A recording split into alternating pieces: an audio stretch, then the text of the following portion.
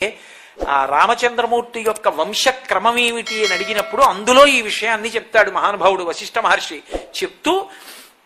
అవ్యక్తము బ్రహ్మ, మరీచి, మరీచి యొక్క కొడుకు కశ్యపుడు, కశ్యపుడి కొడుకు సూర్యుడు, సూర్యుడి యొక్క కొడుకు మనువు, మనువు యొక్క కొడుకు ఇక్ష్వాకువు, ఇక్ష్వాకువు యొక్క కొడుకు కుక్షి, కుక్షికి వికుక్షి, వికుక్షికి బాణుడు, బాణునికి అనరణ్యుడు, అనరణ్యుడికి పృథువు, పృథువికి త్రిశంకుడు,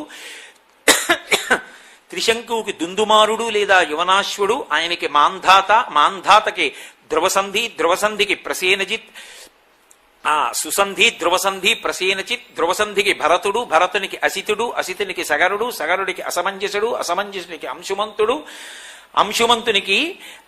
దిలీపుడు, దిలీపునికి భగీరథుడు, భగీరథునికి కకుత్సుడు, కకుత్సునికి రఘువు, రఘువుకి ప్రవృద్ధుడు, ప్రవృద్ధునికి శంఖనుడు, శంఖనుడికి సుదర్శనుడు, సుదర్శనుడికి శీఘ్రగుడు, శీఘ్రగునికి